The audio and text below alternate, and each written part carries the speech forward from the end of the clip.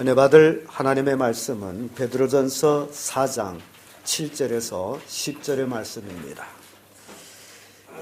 베드로전서 4장 7절에서 10절의 말씀 찾으셨으면 교독합니다. 만물이 마지막이 가까웠으니 그러므로 너희는 정신을 차리고 근신하여 기도하라.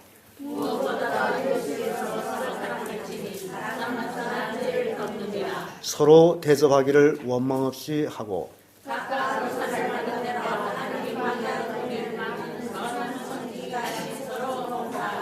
아멘. 방금 읽은 말씀으로 마지막 때의 성도 이런 제목으로 말씀을 나누겠습니다. 시작이 있으면 끝이 있는 것이 세상의 법칙이라고 말합니다.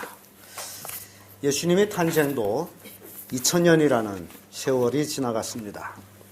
기나긴 세월이 아닐 수가 없습니다. 세월의 흐름 속에 세상은 엄청난 변화를 가져왔습니다. 현재 우리들은 가장 우월한 21세기에 살고 있습니다. 21세기는 고과학기술 시대에 인간 문명의 극치에 이르는 시대입니다. 이제 10년 혹은 20년이 지나고 나면 우리는 상상도 못할 일들을 우리는 보고 느끼게 될 것입니다.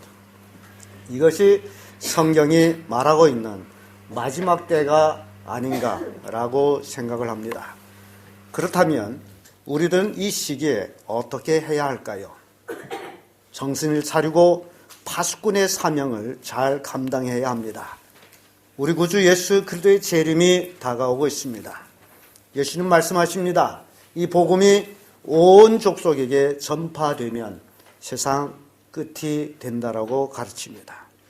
오늘날 라디오 방송, 텔레비 방송 또는 인터넷 방송 등 여러 매체로서 복음이 만방에 전파되고 있습니다.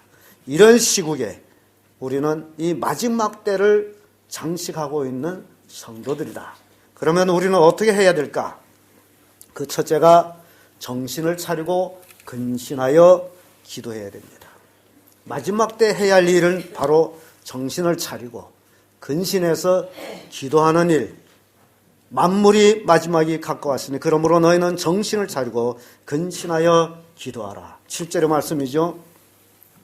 지금 우리 주변에 우리들이 신앙을 유혹하는 것들이 아주 많습니다. 모든 것들이 우리 신앙생활을 제대로 하지 못하도록 유혹하고 있다는 사실입니다. 리처드 버든 제독이라는 분이 탐험대를 이끌고 저 남극으로 탐험을 갔습니다. 남극은 얼음 외에는 없습니다. 6개월 동안 얼음뿐인 고독한 생활을 하다가 어느 날 밤 버드 제독은 대원인 책 오브라이에게 이런 질문을 합니다. 지금 우리는 문명과 동떨어져 있네. 자네는 문명 생활에서 무엇을 가장 그리워하는가?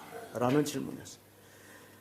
6개월 동안 남극에서 얼음 속에서 살아가던 이 생활, 그들은 본래부터 그 속에서 살았다면 그렇거니 하고 살겠지만 문명세계에서 그 남극으로 탐험을 왔다라는 사실. 그래서 6개월 지난 후에 물었습니다. 문명세계에 가장 그리운 것이 무엇이냐라고 물었더니 그 대원이 대답은 유혹입니다. 라고 대답했습니다. 문명세계에서 가장 그리운 것이 있다면 그것은 유혹입니다. 인간은 유혹을 부정적으로 말하나 속으로는 유혹을 기다리고 있다는 사실입니다. 그래서 사람은 쉽게 죄를 짓고 쉽게 하나님 말씀보다 자기 생각을 따라 결정하고 행한다는 사실입니다. 이게 사람의 모습입니다. 사람은 유혹에 너무 약합니다. 유혹 많은 세상에서 우리가 신앙을 지켜간다는 것은 정말 쉬운 일이 아닙니다. 그래서 본문은 정신을 차리고 근신하여 기도하라고 부탁을 합니다. 사람이 무슨 일을 하든 정신의 집중력이 굉장히 중요합니다. 우리 속담에 범에게 물려가도 정신만 차리면 살 수 있다, 살아난다 라는 말이 있습니다. 마치 세상은 범위 아가에서 우리가 사는 것 같습니다. 처처의 유혹이 우리를 기다리고 있고 처처의 유혹의 함정이 우리를 기다리고 있습니다. 우리 조그만 방심에도 자기도 모르는 사이에 빠져들어갑니다. 베드로전서 5장 8절을 보면 근신하라 깨어라 너의 대적 마귀가 우는 사자같이 두루다니며 삼킬 자를 찾나니. 우리의 대적이 있습니다. 그것이 마귀입니다. 마귀는 사람이 아니고 영이에요. 영적인 존재입니다. 그래서 우리의 눈에는 마귀는 보이지 않지만 마귀 눈에는 우리가 보인다라는 사실. 그런데 그것이 우리의 대적이라는 겁니다. 우리의 대적 마귀는 우는 사자같이 두루두루 어찐다고 그러죠? 쉬지 않고 돌아다닙니다. 그래서 어디 가든지 거기에는 마귀가 있다라는 사실. 어디 가든지 마귀는 우리를 잡아먹으려고 입을 딱 버리고 기다리고 있다라는 사실입니다. 그래서 베드로 사도는 근신하라 깨어라. 근신하라는 겁니다. 우리의 삶이 근신의 삶을 살아요. 그리고 영적으로 깨어 있어야 돼요. 왜냐하면 그렇지 아니하면 어느 날 갑자기 마귀 밥이 돼도 자기가 마귀 밥이 됐는지도 모르고 죽어간다는 사실이에요. 그래서 마지막 때에 살고 있는 성도들은 더욱 유혹이 창궐하다라는 사실입니다. 마귀는 우리를 유혹합니다. 이성으로 유혹합니다. 돈으로 유혹합니다. 명예로 유혹합니다. 권세로 유혹합니다. 세상 쾌락으로 유혹합니다.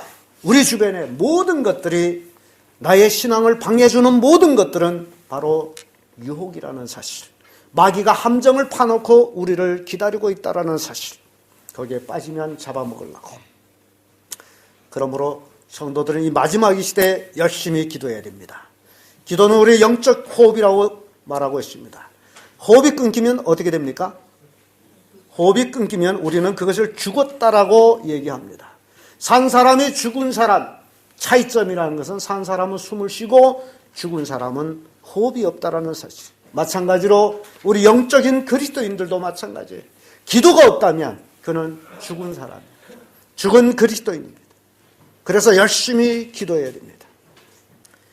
죽기 위하여 신앙생활을 하는 사람은 한 사람도 없습니다.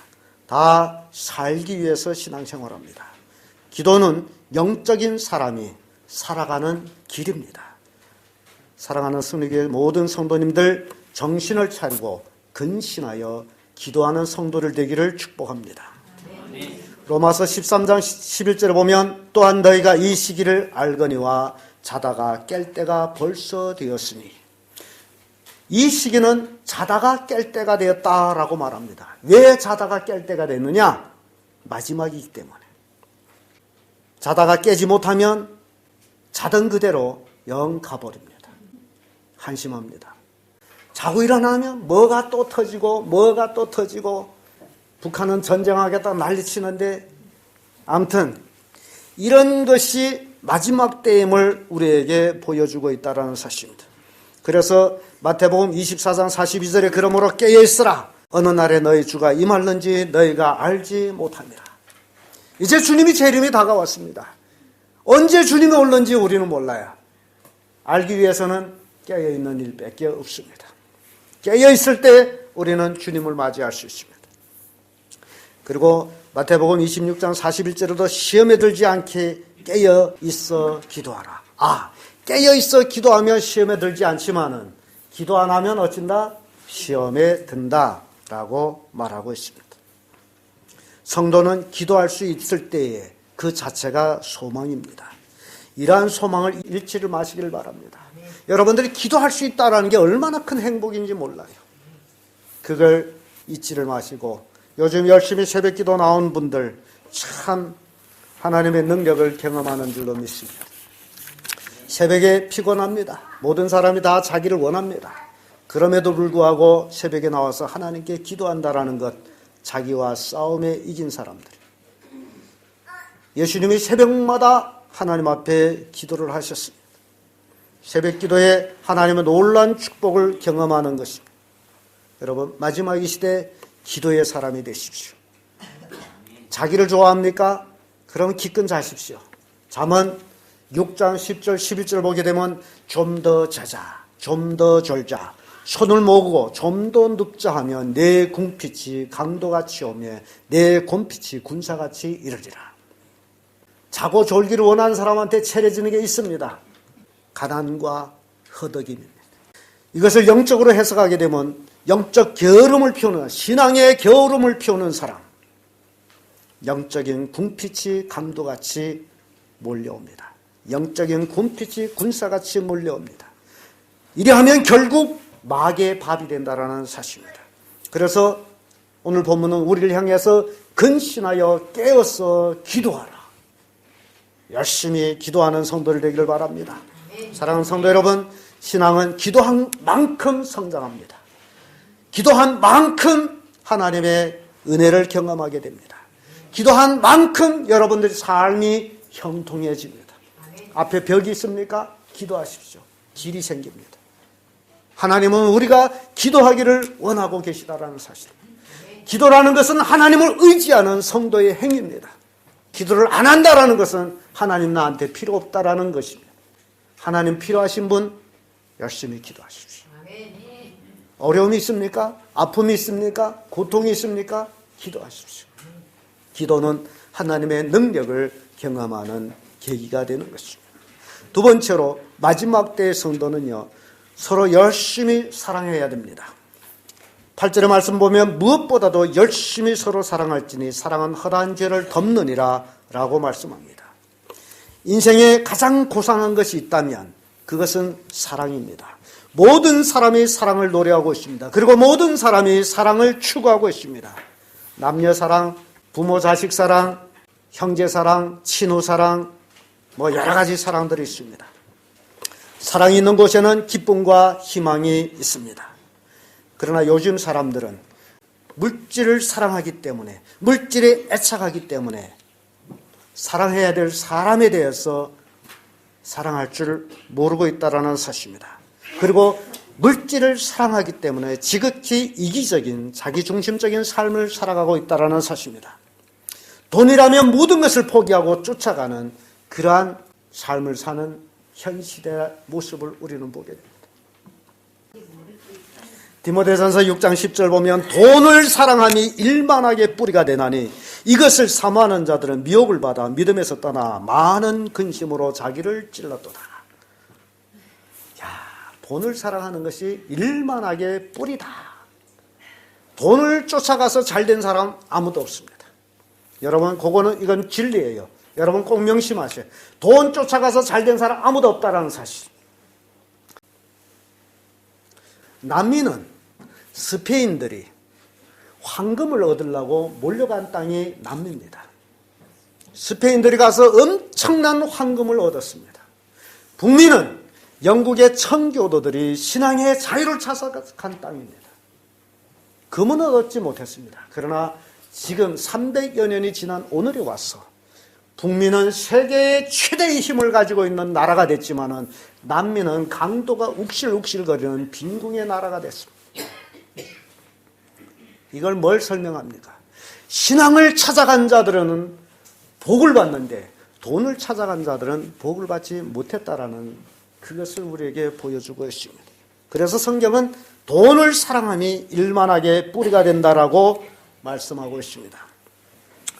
하나님은 우리 사람을 지을 때에 인격을 가진 사람으로 만들었습니다. 그 인격이라는 것을 지정의라고 얘기합니다.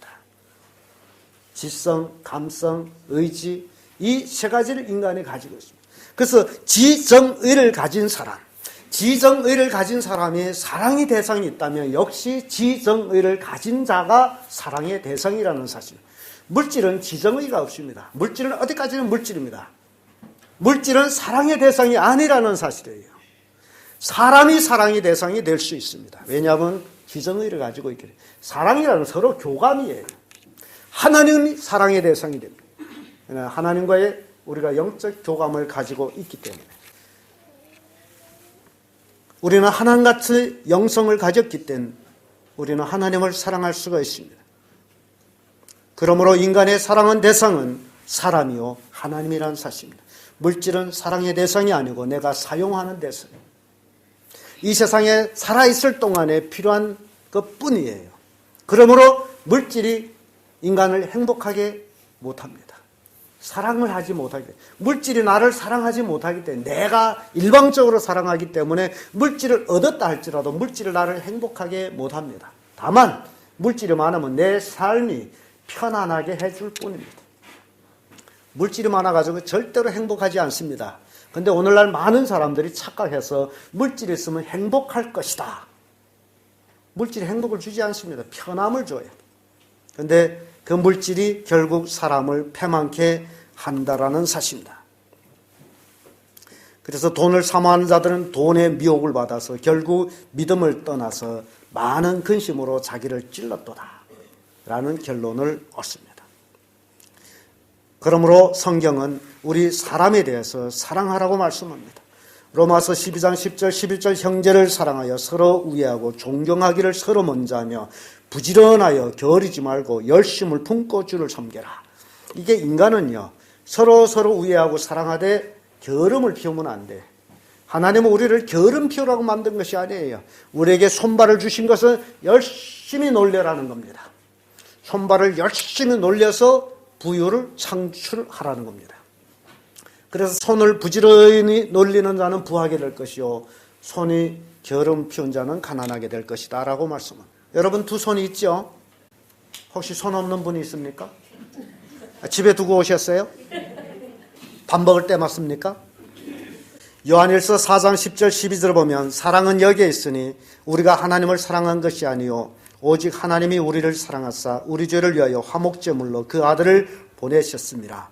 사랑하는 자들아, 하나님이 이같이 우리를 사랑하였은즉 우리도 서로 사랑하는 것이 마땅하도다.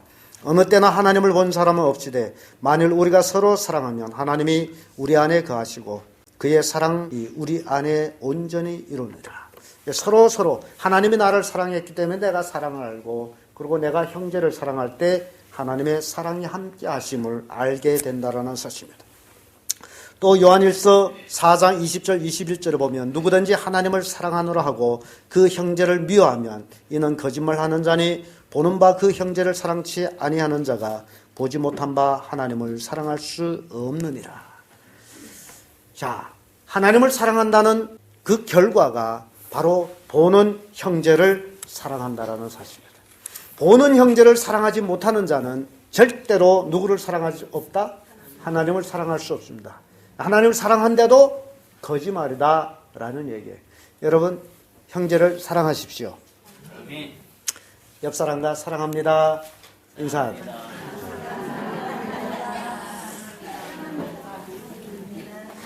네.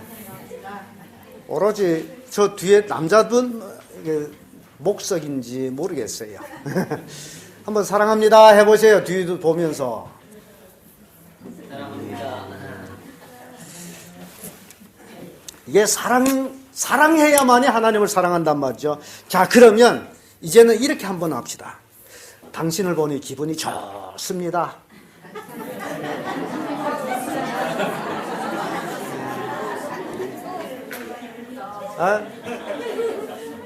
어디 만나니 기분이 안 좋습니까? 그럼 한마디 더 나가서 당신을 보니 밥맛이 납니다.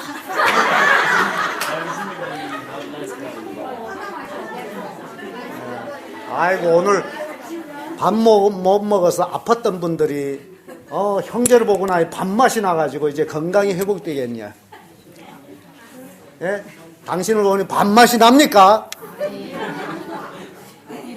이제는 한 발짝 더 나가서 당신을 보니 살맛이 납니다.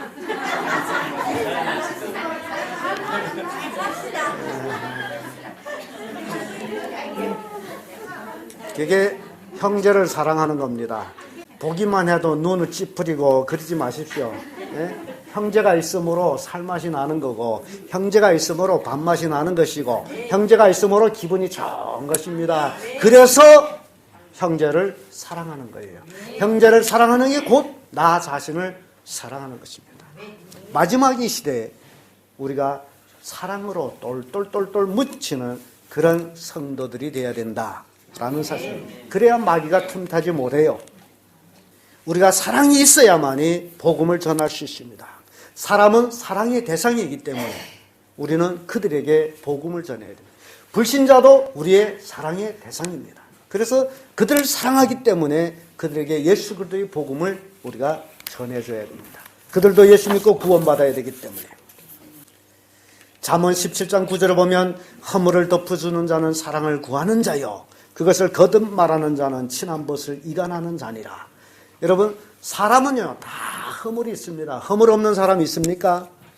없어요. 다 허물이 있어요. 그럼에도 불구하고 검등개 도투수 하듯이 사람마다 계속 남의 숙만해. 알죠? 예. 그러니까 사랑하게 되면 허물을 덮어주는 거예요.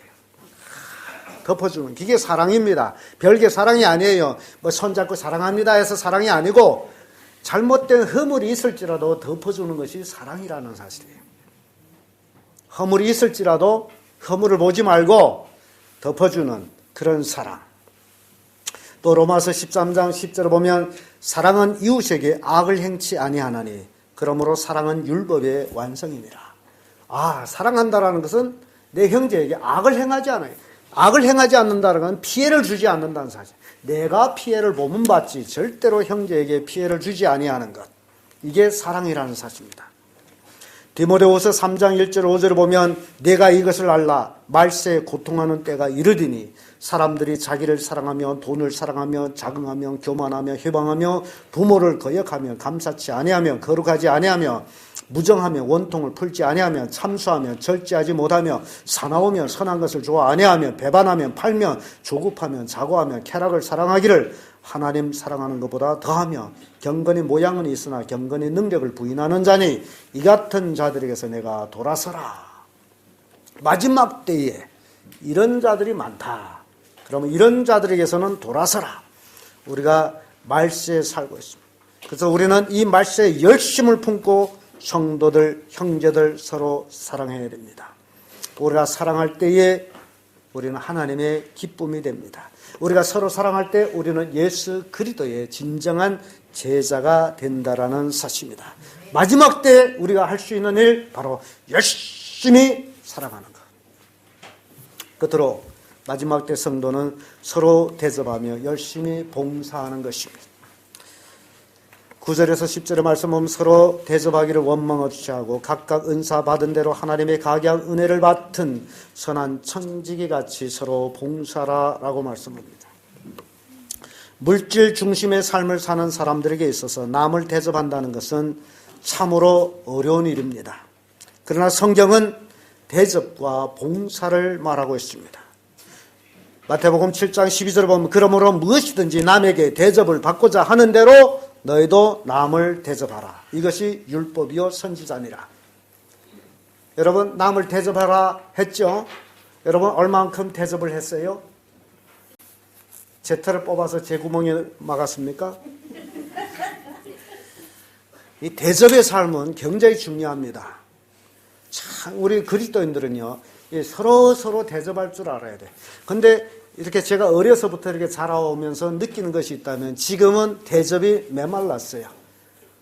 저희 어머니가 별다른 음식을 하게 되면 꼭 그릇에 담아서 내 집에 갖다 주라 하면 내가 갖다 주게 된 그 집은 또 빈 그릇을 안 보내느라고 또 뭘 담아 보내주고 그런 오가는 정이 있던데 이제는 그런 정마저 다 없어져가. 좋은 건 혼자만. 예? 문을 걸고 먹어야 되겠죠? 근데 문을 안 걸어도 돼요. 요즘은 또 다니지도 않아. 이게 사랑이 메말아가는 거예요. 대접이 없는 시대가 되어버렸어요. 대접이 없는 시대에 살다 보니 하나님도 대접을 못하고 있다는 사실이에요.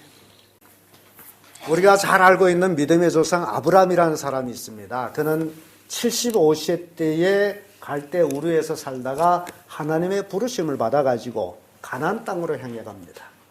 가나안 땅에 가서 정착해 살아가는데 어느 날 세 사람이 이렇게 와요. 아마 그 시대는 사람이 굉장히 귀한 것 같아요. 사람 본다라는 것이 정말 귀한 것 같아요. 세 사람이 지나가는 걸 달려가서 반갑게 인사하며 이게 이 나무 그늘 밑에 앉아 계십시오. 좀 쉬다 가십시오. 지나가는 사람, 가만 내버려두면 지나갈 사람들. 근데 달려가서 그들을 이 나무 그늘, 아마 큰 나무 같아요. 좀 쉬었다 가십시오. 그럼 만류하기 때문에 쉬었다 가는데 하는 얘기가, 여기서 쉬었다 가십시오. 내가 살진 송아지를 잡아서 대접할 때는 기분이 좋게 먹고 가십시오. 여러분 그러겠습니까? 지나가는 사람, 모르는 사람한테 송아지를 잡아 대접하겠어요? 근데 아브라함은 그랬다는 사실이에요. 모르는 사람이에요. 지나가는 사람이에요. 그런데 그늘에 앉혀놓고 달려가서 송아지 잡아서 아마 또 자기 사랑하는 아내 보고, 여보, 맛있는 음식 만들어. 그리고 또 사라가 뚝딱뚝딱뚝딱 맛있게 해가지고 그 음식을 세 사람한테 갖다 드렸더니, 이 세 사람들이 아마 시장했는지 몰라요. 맛있게 먹었어요. 맛있게 먹고 났더니, 야, 우리가 어떻게 못 먹겠냐 그래서 복을 주는 거예요. 여러분, 그래서 성경은 대접하기를 즐겨라, 부지중 천사를 대접한다 라고 말씀합니다. 이게 인생이라는 사실입니다. 이게 율법이요 선지자라고 성경 말씀하고 있는데, 이게 마지막 때일수록 더욱 열심히 대접하고 봉사하는 삶, 이게 중요하다. 그래서 성경은 대접받고자 하는 대로 대접하라라고 마태복음 7장 12절에 말씀합니다. 그러므로 무엇이든지 남에게 대접받고자 하는 대로 너희도 남을 대접하라. 대접받기를 원하면 어찌라는 겁니까? 대접하라.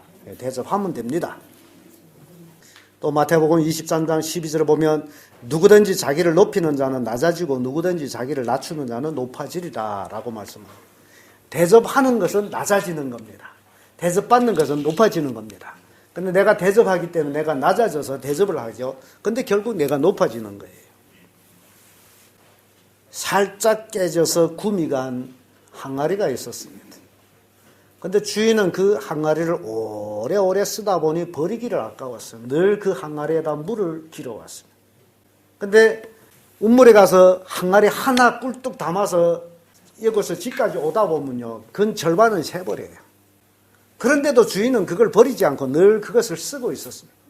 그래서 하도 항아리가 미안해서 어느 날 항아리가 주인한테 물었어요. 주인님, 나같이 이렇게 낡아서 깨져서 쓸모없이 물을 길어와봤자 반도 안 남는데 왜 계속 나를 씁니까? 했더니 주인이 한 이야기가, 웃으면서 하는 얘기가, 한번 네 뒤돌아보거라. 비록 니는 물을 샜다라고 하지만은 네 그 물 샌 그 물로 인해서 그 오솔길에 만반의 화초가 피어났어. 그 물을 계속 주다 보니 아주 꽃이 화려하게 피었습니다. 너는 쓸모없는 항아리가 아니란다. 내가 흘려준 물로 물을 먹고 저렇게 많은 꽃들이 활짝 피었단다. 참 재미있는 이야기죠. 예. 우리도 역시 구민하고 못쓸 인간 같은 그런 사람들입니다만은, 그러나 그리스도 안에서 우리가 서로 봉사하고 서로 섬길 때에 우리를 통해서 수많은 사람들이 기쁨을 얻을 수 있다라는 사실입니다. 그래서 우리는 봉사해야 되고, 그래서 우리는 섬겨야 되고, 우리의 삶이 그래서 하나님께 영광이 되도록 해야 됩니다. 베드로전서 4장 9절에는 서로 대접하기를 원망 없이 하고 라고 말씀합니다. 대접하되 원망 없이 하라. 에베소서 4장 12절에는 이는 성도를 온전케 하면 봉사일을 하게 하면 그리스도의 몸을 세우게 하려 하십니다. 우리가 열심히 서로 대접하고 봉사할 때 그리스도의 몸이 선다라는 사실. 그 몸은 교회를 얘기합니다. 또 베드로전서 4장 10절에 각각 은사를 받은 대로 하나님의 각양 은혜를 맡은 선한 청지기 같이 서로 봉사라. 우리 서로 봉사라. 그러므로 봉사는 원망 없이 하는 것입니다. 봉사를 잘하는 사람은 불평이 없습니다. 왜냐하면 하나님의 일을 한 것으로 기쁘고 즐겁기 때문입니다. 마지막 때에 살아가고 있는 이 시기의 성도들은 열심히 섬기는 자들, 열심히 봉사하는 자들이 되어야 됩니다. 이기적인 자기 중심적인 삶을 버려야 합니다. 그래야 우리의 삶을 통해서 하나님이 영광을 받을 수 있습니다. 마귀는요, 사람들을 교회에 나오게 하되 봉사는 못하게 합니다. 마귀는요, 성도들이 교회에 나오게 하되 사랑을 못하게 합니다. 마귀는요, 사람들을 교회에 나오게 하되 기도를 못하게 합니다. 그러면 여러분 한번 생각, 나는 교회 나오긴 나왔는데 봉사했냐? 나는 교회 나오긴 나왔는데 사랑했느냐? 나는 교회 나오긴 나왔는데 기도했느냐? 못했다면 내 뒤에 누가 나를 그렇게 했다? 마귀가 나를 조작하고 있었구나. 그러면 여러분은 마귀를 쫓아야 되겠죠? 마지막 이 시대에 마귀한테 잡혀 있으면 안 되죠. 천국 가기 위해서 예수 믿는데 마귀한테 잡혀서 지옥 가면 어떻게 합니까? 여러분 열심히 사랑하시고 열심히 봉사하시고 열심히 기도하시고 예수님이 재림하는 그때에 다 들림받아서 한 사람도 떨어뜨림이 없이 공중에서 다 주님을 맞이하고 하늘나라에 가서 영생 복락을 누리는 그런 성도들 되기를 바랍니다. 주님이 재림이 가까웠습니다. 우리는 근신하여 깨어 기도해야 됩니다. 그러지 아니하게 되면 주님이 재림했는지도 모르고 휴거라는 거기에 내용을 보면 그런 얘기입니다. 교회 왔는데 아무개가 없어요. 아무개 있어야 되는데 없어요. 또 누구도 없어요. 이들이 어디를 갔지? 오늘 예배 날인데. 남은 다 하늘나라 간데 자기는 교회 예배하러 왔어. 어찌된 일입니까? 여러분 정신 차려야 돼요. 여러분 속에 진정 하나님 나라가 있다면, 여러분 속에 진정 천국이 있다면, 정말 천국을 소망하고 있다면 여러분들이 잘못된 신앙을 회개하고 온전한 그리스도인의 삶을 살아서 예수님의 재림을 맞이하는 귀한 성도들 되기를 예수님의 이름으로 축복합니다.